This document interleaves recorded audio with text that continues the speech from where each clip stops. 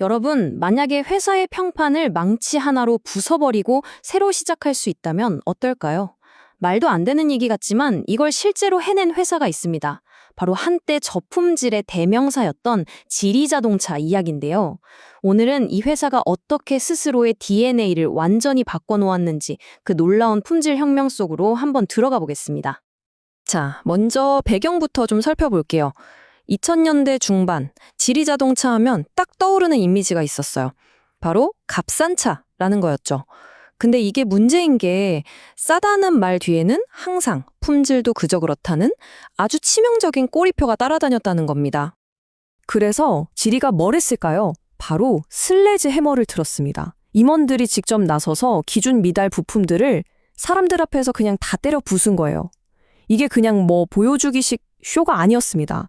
이 품질 망치는요, 우리는 과거의 저품질과 완전히 끝을 내겠다.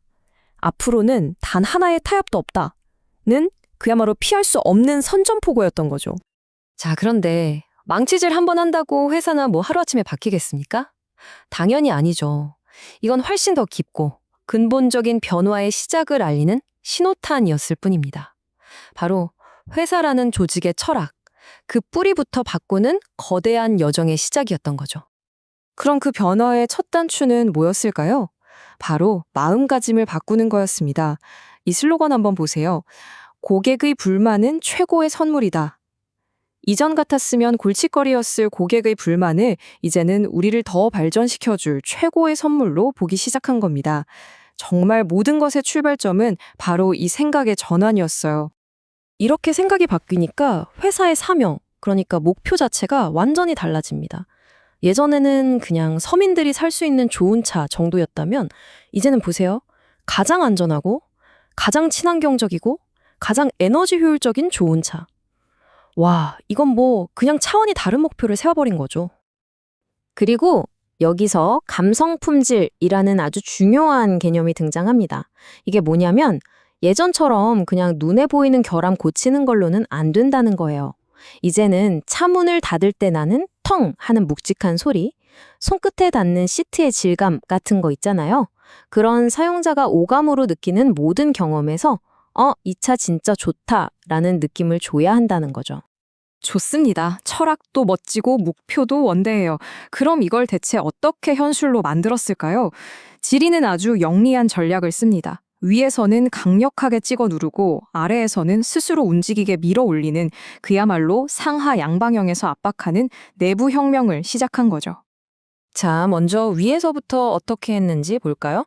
제일 먼저 매달 열리는 품질 회의를 회사의 1호 회의, 그러니까 가장 중요한 회의로 격상시켰습니다. 그리고 아예 못을 박아버려요. 품질 관련 경험 없으면 임원 승진은 꿈도 꾸지 마라. 이건 말 그대로 품질이 왕이다. 이 원칙을 회사의 모든 혈관 속에 그냥 주입해버린 겁니다. 물론 말로만 품질 외친다고 되는 게 아니잖아요. 그래서 3824라는 아주 체계적인 품질 개선 방법론을 만듭니다.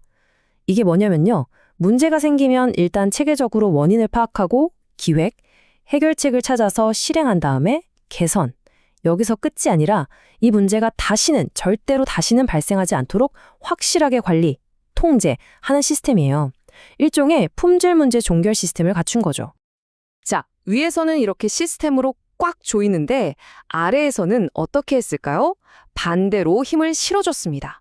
모든 직원 개개인이 품질의 주인이 되도록 만드는 거예요. 3불 원칙이라고 해서 불량품은 아예 받지도 만들지도 다음 공정으로 넘기지도 못하게 했고요.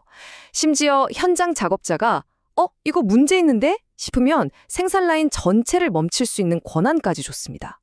정말 대단하죠. 이제 품질은 더 이상 관리자만의 숙제가 아니라 모든 직원의 자부심이 된 겁니다. 자, 이렇게 회사 내부를 위아래로 완전히 뜯어 고쳤습니다. 그럼 이제 다 된 걸까요? 천만에요. 자동차는 혼자 만드는 게 아니잖아요. 지리는 진짜 품질을 잡으려면 우리 회사뿐만 아니라 부품을 대주는 협력업체부터 차를 파는 딜러까지 이 생태계 전체를 바꿔야 한다는 걸 아주 잘 알고 있었습니다. 그래서 협력업체 모델부터 손을 댑니다. 이 1+1+1 모델, 이거 정말 기가 막힙니다.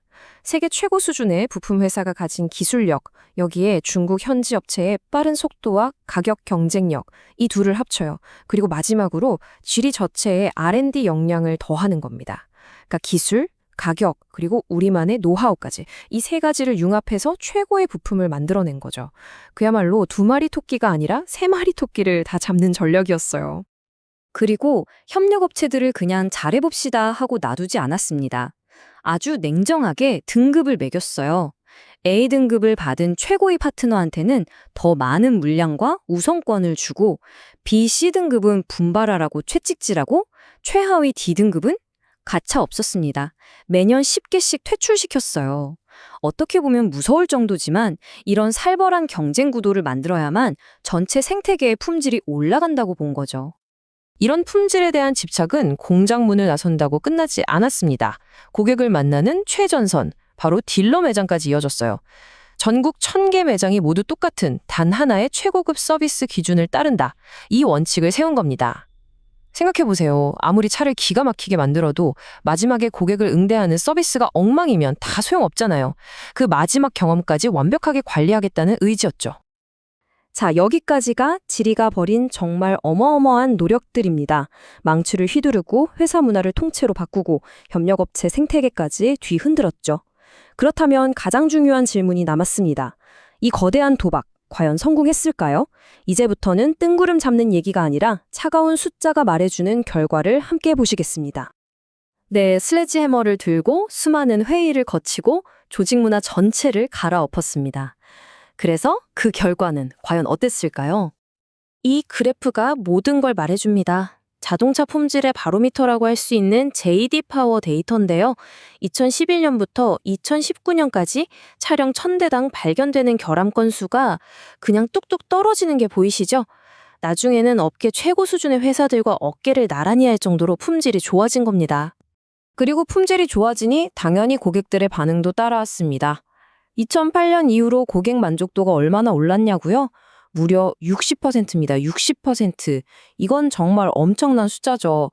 고객들이 기리차 진짜 좋아졌네? 라고 몸소 느꼈다는 가장 확실한 증거입니다.